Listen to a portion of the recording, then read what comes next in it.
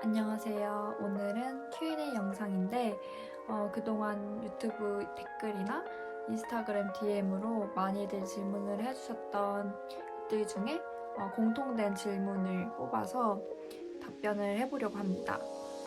그러면 바로 시작을 해볼게요. 먼저 교환학생을 선택한 이유. 저는 첫 번째로는 1순위 목적이 영어 회화 실력 향상이었어요. 일단 저는 한국에서 교육학부를 본 전공으로 하고 있고 전공은 영어 영문이었는데 제가 계속 그냥 한국에서만 살아왔다 보니까 영어를 말로써 쓸 일이 별로 없는 거예요. 그러니까 환경의 변화가 필요하다고 느꼈고 지금이 아니면 또 언제 할 수 있겠나라는 생각에 이렇게 외국을 나가게 되었던 것 같아요. 외국에서 오랫동안 살아볼 수 있는 경험이 지금이 아니면 얻기 힘든 기회라고 생각을 했어요. 외국에서 한번 혼자서 6개월 동안 살아보고자 흔하지 않은 기회잖아요. 외국에서 살아보는 경험이. 그래서 지원하게 됐습니다. 그리고 세 번째 목적은 학창 시절 때부터 로망을 가지고 있었어요. 고등학생 때 공부를 계속 할 때도 나는 대학교 가면 무조건 교환학생 가야지. 뭐 과외를 받을 때나 뭐 학원을 다닐 때도 과외쌤이나 학원쌤들이 너네 대학생 되면 뭐뭐뭐 해라 해. 교환학생이 항상 포함되어 있었어서 저도 모르게 그냥 그게 당연하게 생각을 했었던 것 같아요. 나는 대학생이 되면 교환학생을 가야지. 이렇게. 다음으로는 파견 국가랑 파견 교를 어떻게 선택했는지 그 선정 기준에 대해서 말씀을 드릴 텐데요. 먼저 파견 국가는 엄청 고심을 한 끝에 결정을 한 국가가 네덜란드였거든요. 파견 국가를 어떻게 결정했냐면 속어법으로 결정을 했어요. 일단 제가 교환학생이 가고 싶은 목적을 명확히 했을 때는 뭐 여행을 많이 다니고 이런 것보다는 먼저 영어 실력 늘리고 싶다 이게 있었고, 두 번째로는 외국 생활을 해보고 싶다. 이 두 가지가 가장 컸기 때문에 그러면 당연히 첫 번째로 떠올릴 수 있는 곳은 미국이잖아요. 그래서 미국 교환학생 갔다 온 친구들이나 그런 수업 보고서 같은 걸 많이 참고를 했는데 미국은 워낙 땅이 넓기 때문에 웬만한 곳을 가려면 꼭 차가 필요하다고 하더라고요. 그래서 차가 없을 경우에는 내가 다닐 수 있는 그런 범위가 좀 좁아지고 또 여러 가지 뭐 여행 갔을 때 치안 문제나 그런 것도 많이 신경이 쓰인다고 들었어서 그리고 저희 학교에 미국 파견교가 그렇게 뭐 제가 끌리는 곳은 없었던 것 같아요. 그래서 일단 제외를 했었고 그 다음으로 생각할 수 있는 곳은 캐나다나 호주인데 캐나다, 호주도 제 학교에서 선발 인원이 그렇게 많지 않았던 것 같아요. 되게 경쟁률이 치열했고 그래서 저는 일단 그곳은 제외를 했었고 남은 곳은 이제 유럽권에서 저희 학교는 신기하게 유럽권 교환학생 그 파견교가 되게 많았어요. 리스트가. 되게 다양하게 선택을 할 수 있었고 그래서 이제 유럽권으로 눈을 돌려서 봤을 때는 먼저 영국이 제일 인기가 많거든요. 저희 학교에서는.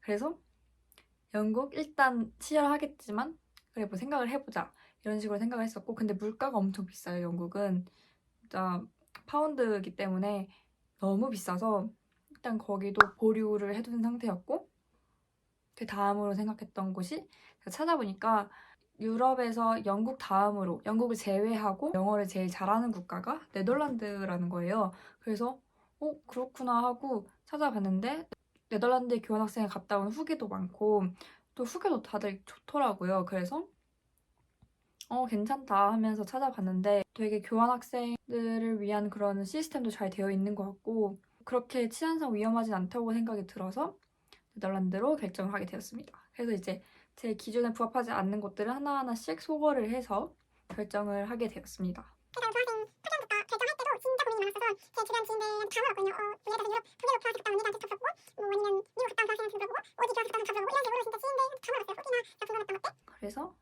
저는 후회 없이 선택을 했던 것 같아요.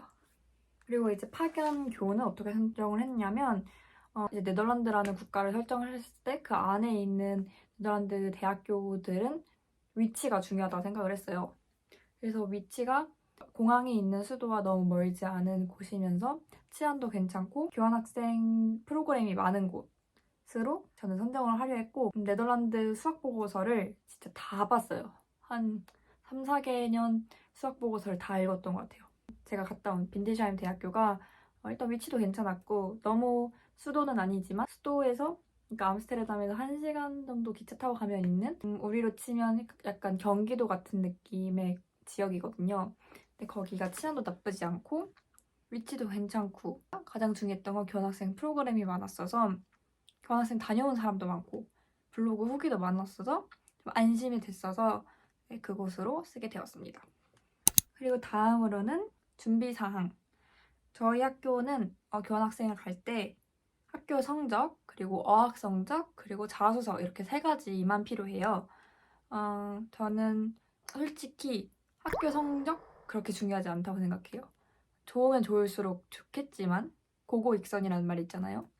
학점이 낮더라도 충분히 어학 성적으로 뒤집을 수 있다 생각을 해서 학점이 낮아서 교환학생을 못 갈 것 같다 이렇게 포기하시는 분들이 진짜 많은데 진짜 안 그러셨으면 좋겠어요. 충분히 어학 성적에서 만회를 할 수 있다는 점 알아주셨으면 좋겠고 자기소개서는 솔직히 그냥 형식적인 거라고 생각을 해요. 그래서 반영 비율도 그렇게 크지 않았고 이걸로 뒤집을 만한 그런 영향력은 없다고 생각을 해서 저는 어학 성적이 가장 중요하다고 말씀을 드리고 싶어요.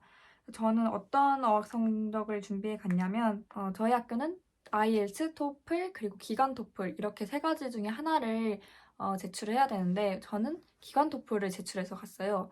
기간 토플은 뭐냐면 각 대학교에서 실시하는 각 대학교만의 토플이에요. 그래서 그거는 문법, 리딩, 리스닝 아마 이렇게 3개 영역으로 있었던 것 같고 그래서 뭐 기간 토플 성적도 말씀을 드리면 좋을 텐데 근데 이게 뭐 학교마다 기준도 다르고 뭐 만점 점수도 저는 다른 걸로 알고 있어서 이게 말씀드리는 게 의미가 딱히 없을 것 같아서 중상 정도로 봤던 것 같아요. 네. 파견 당시 나이. 제 나이는 파견 당시에 만 21였고요. 대학교 3학년 2학기에 저는 파견을 다녀왔습니다. 이제 교환학생 생활에 대해서 이제 말씀을 드려볼 텐데요. 먼저 교환학생 동안 가기 좋은 여행지 추천, 그리고 가장 좋았던 여행지. 이 질문이 정말 많았어요. 저는 아까 앞에서도 말씀을 드렸다시피 교환학생을 갈 때 여행이 목적이 전혀 아니었던 사람이었어요. 제 아까 그 3순위까지의 목적 중에 여행은 전혀 없었잖아요. 근데도 제가 여행한 총 국가의 수는 14개국입니다. 왜냐하면 이게 이렇게 될 수밖에 없는 게 저는 빈데샤임에 있을 때 화, 수, 목 이렇게 3일밖에 수업이 안 깔려 있었어요. 제 전공은. 그러면 금, 토, 일월은 비는 거예요. 그러면 가까운 나라를 여행을 갔다 오는 게 되게 좋거든요. 평일까지 껴있으면 비행기표나 기차표도 되게 싸고 그래서 초반에는 그렇게 금, 토, 일, 월 해가지고 여행을 가까운 곳 다녀왔던 것 같고 근데 유럽의 대학교들에는 한국과 다르게 가을방학과 크리스마스 새해방학이 있어요. 그러면 이제 가을방학 2주고 크리스마스랑 새해방학도 뭐 2주 정도 되는데 그때 외국 친구들이랑 놀려고 해도 친구들은 다 자기 본가로 돌아가요. 걔네는 가까우니까 다 유럽에서 왔으니까 그냥 비행기 타고 한두 시간이면 자기 집에 갈 수 있으니까 가족들 만나러 가요. 그러면 기숙사에는 누구만 남아요? 그냥 한국인들, 뭐 동양인들만 이렇게 남는 거예요. 저희는 한국을 못 가잖아요. 그 잠깐 동안은. 그러면 저희는 이제 여행을 하는 거예요. 그때 막 3, 4개국씩 돌아다니고 그랬던 것 같아요. 그래서 총 세어보니까 그냥 뭐 독일 같은 경우에는 되게 가까워서 네덜란드랑 그래서 기차 타고 왕복 뭐 3, 4시간으로 하루 만에 당일치기해서 갔다 오기도 해서 총 14개국을 다녀왔습니다. 그래서 교환학생으로서 가기 좋은 여행지를 추천드리자면 먼저 제 개인적인 의견인데요. 여름과 가을 이럴 때는 스페인, 포르투갈, 그리고 이탈리아를 추천을 드리고 싶어요. 3곳 다 제가 다 다녀왔던 곳인데요. 일단 먼저 스페인, 이탈리아는 보고 배울 것들이 너무 많아요. 그러니까 역사적인 그런 유적지들의 천국이다 보니까 특히 미술관, 박물관 좋아하시면 꼭 다녀오시는 걸 추천드리고 그거 외에도 그냥 날씨 자체도 너무 좋고 한국이랑 다르게 습하지 않아서 여름이 그렇게 힘들지 않아요. 다음은 포르투갈. 포르투갈은 교환학생을 다녀오거나 아니면 포르투갈 가본 사람들은 다 공감하겠지만 진짜 많은 이들의 최애 도시예요. 제 최애 도시는 아니지만 제가 그때 포르투갈 여행할 때 많이 아팠어가지고 저는 많이는 못 즐겼지만 제가 만약에 안 아팠더라면 정말 포르투갈을 사랑했을 것 같아요. 네. 그 정도로 정말 낭만적인 도시고 날씨도 너무 좋고 여유롭고 맛있는 거 진짜 많고 포르투갈 무조건 다녀오시길 추천드립니다. 사람들도 친절해요.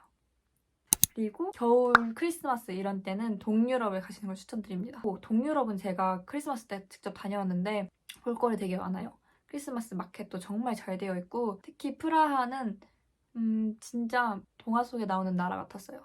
제가 여행 영상도 찍어 와가지고 나중에 차근차근 올려보도록 하겠습니다. 그리고 이제 가장 좋았던 여행지를 말씀을 드리면 저는 아이슬란드랑 스위스가 가장 좋았습니다. 사실 아이슬란드는 교환학생 하는 동안에 갔다 온 곳이고 스위스는 교환학생 가기 전에 그냥 개인적으로 유럽 여행을 갔을 때 갔던 곳인데 교환학생 때는 안 갔었고 근데 일단 두 나라 다 너무 좋았어서 투탑 이렇게 말씀을 드릴 수 있어요. 사실 이 두 나라 다 자연 경관이 아름다운 곳이잖아요. 제가 좀 휴양지나 약간 자연 경관이 멋진 곳을 좋아하기도 해서 그런 것도 있는 것 같은데 가서 있는 것 자체만으로도 힐링이 됐어요. 뭐 여행하다가 너무 힘이 들 수 있잖아요. 그래서 기분이 엄청 다운돼서 이렇게 축 처져 있다가 그냥 앞에 눈 떠서 이 경관을 보면 기분이 다시 업될 정도로 그 정도로 말도 안 되는 자연들을 많이 보고 왔어서 그리고 이 두 나라 다 그냥 한국에서 여행으로 가기에는 비용이 너무 많이 들어요. 그래서 교환학생으로 있을 때 예를 들어서 저는 아이슬란드를 네덜란드에서 왕복으로 20만 원도 안 되는 비행기 티켓으로 갔다 왔던 것 같아요. 그래서 비행기 값도 아낄 수 있고 가서도 게스트하우스 지내면서 그 마트에서 식재료 사거나 아니면 애초에 갈 때부터 기숙사에서 뭐 블럭국이나 이런 한식들 좀 챙겨서 가면 식비를 진짜 많이 아낄 수 있어요. 저 아이슬란드 갔을 때 3박 4일로 식비를 3만 원도 안 썼던 것 같아요. 진짜 저희가 블럭국이랑 한식들 엄청 많이 챙겨왔고 쌀도 챙겨왔어요. 어떤 언니는 같이 갔던 언니가 이런 거 수육을 만들어 먹었거든요. 게스트하우스라 그 취사가 다 돼가지고 그냥 가는 것보다 교환학생으로 갈 때가 훨씬 저렴하고 좋다. 인생을 살면서 한 번쯤은 꼭 봤으면 좋겠는 것들을 많이 담고 있는 나라들이어서 꼭 가보셨으면 좋겠습니다. 네, 그리고 다음으로 가장 기억에 남았던 일. 교환학생 지내면서 가장 기억에 남았던 일은 막 이거 특정 하나다 이렇게 꼽기보다는 교환학생을 떠올리면 가장 먼저 생각이 나는 건 제가 기숙사로 돌아가면은 가족처럼 기다리고 있는 사람들이 있다는 게 좀 좋았어요. 많이 좋았어요. 항상 제 외국 친구들이 이제 너무 친하다 보니까 항상 같이 저녁을 먹거나 저녁을 준비를 하고 있거나 같이 티타임을 하고 있거나 놀고 있거나 이런 식으로 내가 집에 가면 누군가가 날 계속 기다리고 있다는 이런 사실이 정말 좀 따스웠던 것 같아요. 어디서도 못할 경험이니까. 그래서 진짜 마지막 갈수록 얘네가 없으면 엄청 허전할 정도로 그 정도로 너무 가족 같아져서 밥 항상 같이 먹고 설거지 같이 하고 노래 같이 틀어놓고 얘기하고 수다 떨고 놀고 서로 문화 공유하고 제일 인상 깊은 것 같아요. 제일 기억에 남아요. 영원히 못 잊지 않을까 싶네요. 친구들이랑 아직도 연락하고 지내는지 엄청 궁금해 주셨는데 당연합니다. 네. 저희는 단체 톡방, 그러니까 왓츠앱이라고 카카오톡 같은 그런 앱이 있어요. 그래서 단체 왓츠앱도 있고 거의 매일 연락을 해요. 네. 뭐 재밌는 일 있거나 아니면 서로 사진 보내기도 하고 그러면 네 진짜 다 공유해요. 아직도 연락하고 웃긴 거는 제가 이제 유튜브 영상 이렇게 올리잖아요. 그러면 그 각각 영상마다 그때그때 주목받는 애들이 좀 다르잖아요. 예를 들어서 갈라 파티에서는 야쿠비 좀 주목을 받았으면 김밥 영상에서는 마리안이 좀 주목을 받았고 또 최근에 올렸던 외국 친구 잘 사귀는 법 Q&A 영상에서는 니콜이 주목을 받았잖아요. 그래서 이제 각 한 명씩 주목받을 때마다 단체 그 톡방에서는 서로 막 질차고 난리가 나요. 예를 들어서 야쿠비 엄청 그때 떴을 때는 니콜이 나는 제가 왜 저렇게 인기가 많은지 모르겠다. 이거 실화냐? 이러면서 최근에 니콜이 또 막 이렇게 떴을 때는 제가 니코한테 얘기를 해줬거든요. 그거 보고 야쿠비 진짜 말도 안 된다. 뭐 어떻게 그럴 수 있냐 하면서 서로 좋아하지만 서로 또 물고 뜯는 그런 관계입니다. 그리고 문화 차이. 문화 차이도 많이 궁금해 해주셨는데 제가 실감했던 가장 큰 문화 차이는 저녁을 늦게 먹는 문화? 그러니까 유럽 친구들은 저녁을 되게 늦게 먹는 편이더라고요. 7시, 8시? 7시면 좀 일찍 먹는 거고 8시에 많이 먹는 것 같아요. 보통 한국에서는 6시면 먹잖아요. 7시는 조금 늦은 감이 있고. 그리고 연애 문화도 되게 개방적이고 일단 그 연애관이 되게 좀 쿨하달까?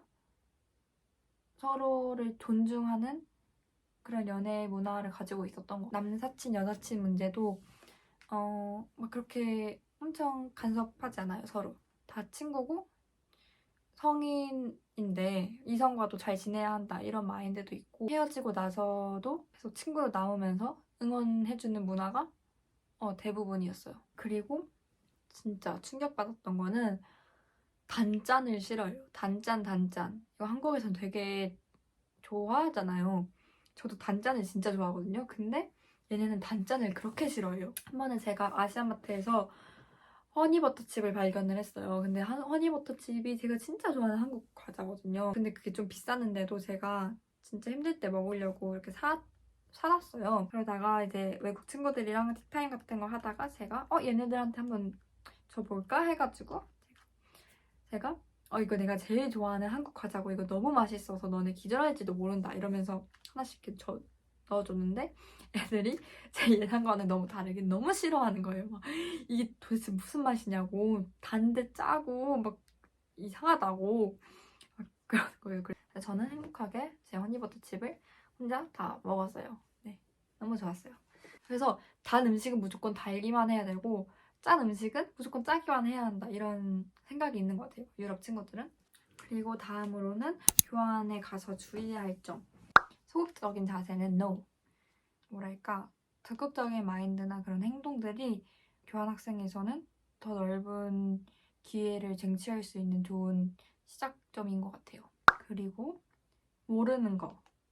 교환학생을 하다 보면은 행정 처리든 무슨 뭐 수업 관련해서든 모르는 게 많이 생길 수 있거든요. 근데 그런 거는 한국인 친구나 아니면 외국인 친구나 아니면 또 그 국제처 교환학생 관리팀한테 바로바로 물어보는 게 좋아요. 진짜.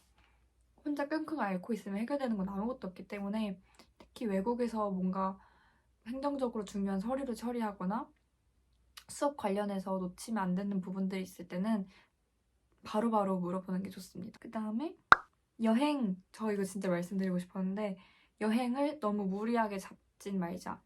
저희 같이 있던 한국인 교환학생들도 다 공감을 했던 건데 특히 교환학생 끝물에 갈수록 여행이 좀 가기 싫어지고 그냥 집이나 가고 싶고 체력도 딸려요. 예를 들어서 뭐 2주가 있는데 나 이때 무슨 5개국을 다 돌아보겠어. 이런 거는 하지 마세요. 네, 정말 힘들어요.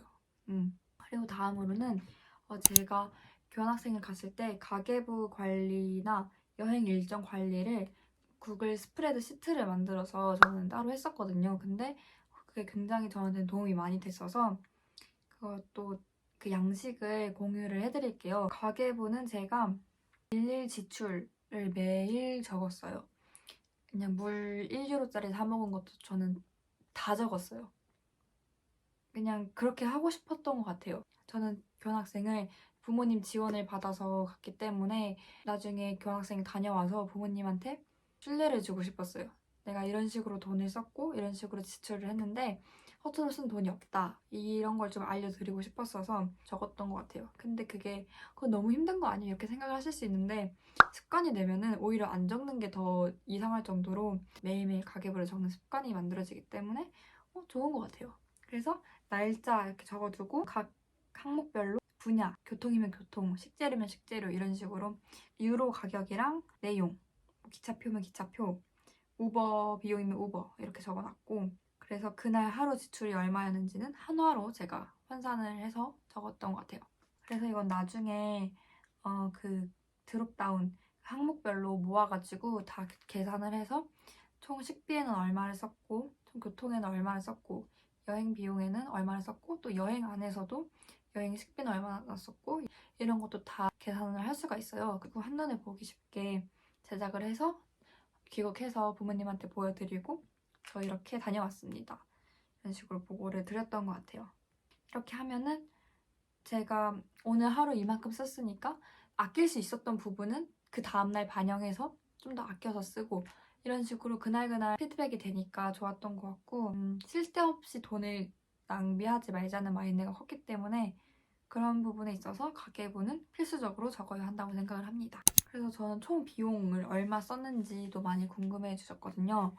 그래서 그냥 말씀드리면 저는 2,200만 원을 총 쓰고 왔고 그리고 여행 일정도 다 계획을 좀 제대로 해놓고 가고 싶어서 이런 식으로 계획표를 만들었었고 각 날짜별로 이렇게 어디 어디 가고 싶은지 스케줄을 적고 그 아래 비용이나 뭐 티켓 같은 거 끊어야 될 거, 숙소나 기차, 맛집들 이런 건 다 여기 적어놨습니다.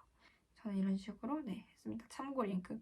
블로그나 유튜브 같은 데 보면 정말 잘 나와 있잖아요. 그런 것도 저는 다 참고를 하고 싶었어서 관련된 블로그 링크나 뭐 유랑 카페 링크 같은 거를 이런 식으로 참고 링크로 다 달아놨어요. 그래서 필요한 정보가 있을 때는 바로 들어가서 보고 이런 식으로 했던 것 같습니다. 그리고 이렇게 긴 여행을 이렇게 따로 관리를 해놓지 않으면 잘못 예매하면은 정말 큰일 나는 상황이 발생할 수 있기 때문에 이런 부분은 특히 더 꼼꼼히 해야 한다고 생각을 했어서 이렇게 계획을 미리 세워놓고 계속해서 체크를 할 수 있도록 계획표를 세워놓는 거를 추천을 드립니다.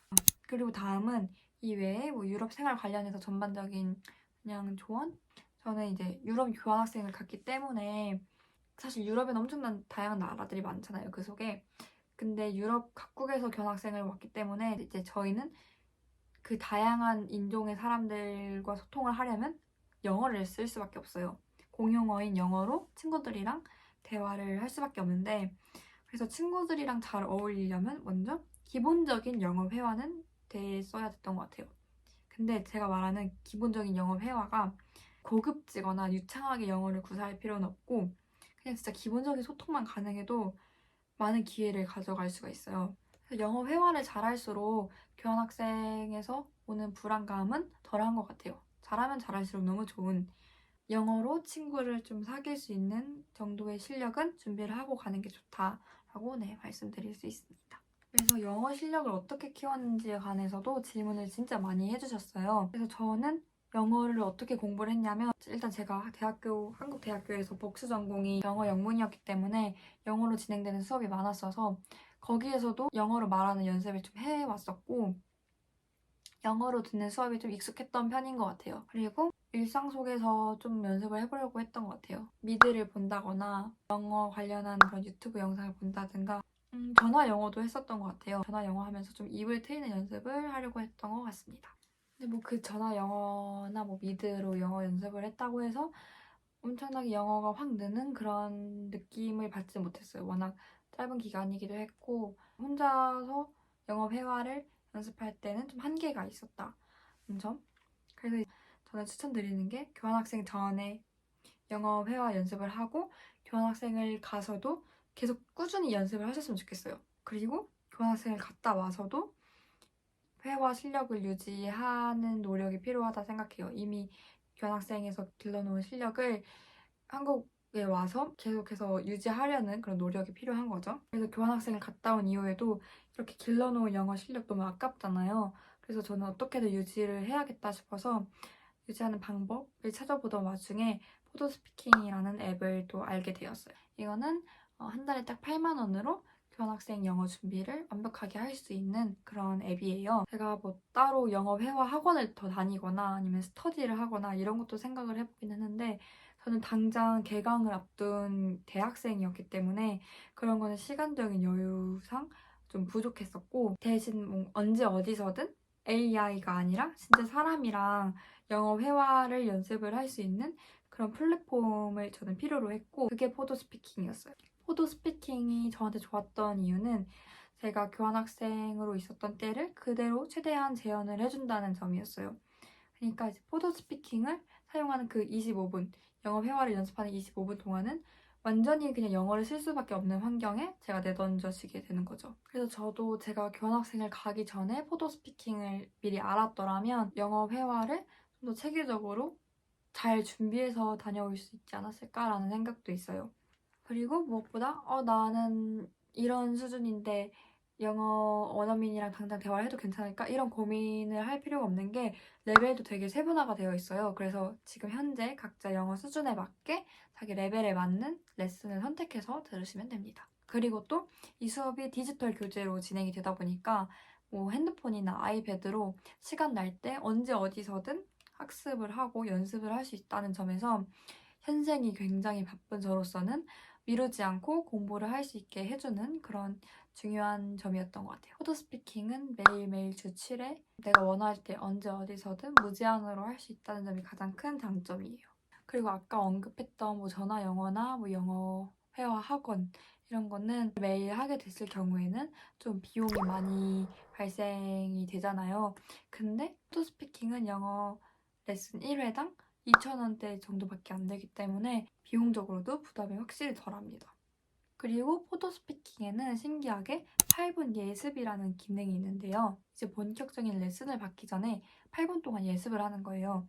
그래서 모든 학습이 끝나고선 당연히 복습도 가능해요. 그래서 예습, 본 수업, 그리고 복습까지 다 3중 케어가 되는 그런 시스템입니다. 그리고 또 레슨 예약을 하게 되면 튜터, 오늘 레슨을 해주실 튜터분에 대한 간단한 정보, 소개글이 나와요. 그래서 이분의 경력은 어떻고, 이분은 어떤 스타일로 가르치시는지, 또 이분의 백그라운드는 어떻게 되는지, 이런 것들을 알고 수업에 들어갈 수 있기 때문에 내가 대화할 상대방에 대해서 아주 무지한 상태는 아니라는 점이 그 영어 회화 학습에 몰입하는데 도움이 됐던 것 같아요. 그리고 또 포드 스피킹에서는 매번 똑같은 튜터랑 학습을 하는 게 아니라 다른 스타일의 다양한 튜터랑 매칭을 해서 학습을 할 수 있는 그런 시스템이 되어 있어요. 덕분에 여러 스타일의 발음과 표현을 접하면서 또 자연스럽게 적응을 할 수 있었던 것 같아요. 이게 실제로 외국에서 다양한 사람들을 만났을 때 더 자연스럽게 말할 수 있고 더 편안하게 영어를 내뱉을 수 있는데 도움이 될 거라고 저는 생각을 합니다. How long does one class last? It depends on the lesson, but usually it lasts 2 hours. Yeah. Okay, but even though you got tired, you still have the remaining energy to study English. Sure. Settle down, era, advantage. Okay, good job. Let's just practice this word. Can you read this again? Disposable. Okay, disposable. Okay. Yes, much better. Good job. Yeah. We get along. Yeah, we get along, yeah. Well with each other. Yeah. Got along. All right, well done in today's lesson. Okay, I will just put some corrections. Okay, there are only few minor ones. Okay. Yeah. And use the preposition for preparing for it. Yeah. Okay, I made a lot of foreign friends. Is better. Okay? Yeah. Yeah, Thank very you. good job in today's lesson. Yes, you are already fluent. You're already good. Thank So you. just have to polish some of Thank you so much. Thank you. 네, 그래서 제가 이렇게 포드 스피킹을 이용했던 실제 사례도 보여드렸습니다. 그리고 포드 스피킹 앱 이용권이 곧 있으면 가격이 인상된다고 해요. 그래서 3월까지만 최저가로 만나보실 수 있고 그래서 혜택을 놓치지 않도록 제가 자세한 정보를 더보기란이랑 고정 댓글에 달아놓을 테니까 꼭 확인을 해주시길 바랍니다. 그래서 이렇게 교환학생 전반적인 Q&A를 마무리를 하도록 할게요. 그럼 다음 영상은 더 재밌는 영상 들고 오겠습니다. 안녕!